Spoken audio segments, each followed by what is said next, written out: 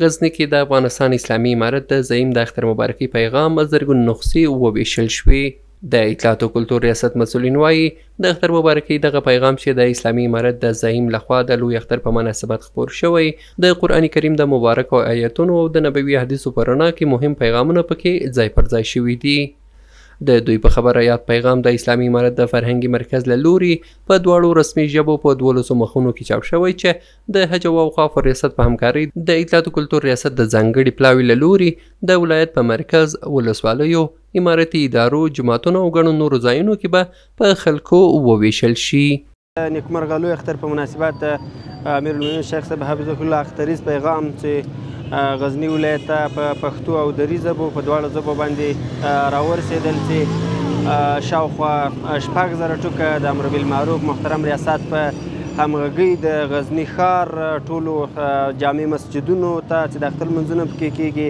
همدارنګه ټولو ولسوالیو ته هغلته په ښه منظم ډول باندې ټول ولس ته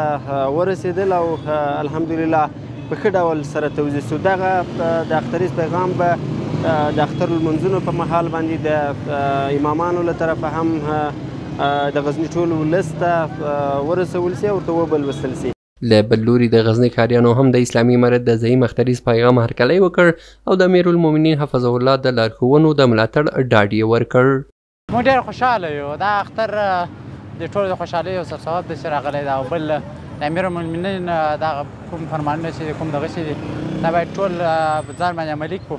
او ډېر خوشحاله امنیت ده او اختر ته په رسېدو باندې ټول خلک هم خوشحاله دي، موږ هم خوشحاله یو. ما از پیامایی که برای ما آمده بسیار خوشحال هستیم و این پیاما که از به نفع ملت ما شماست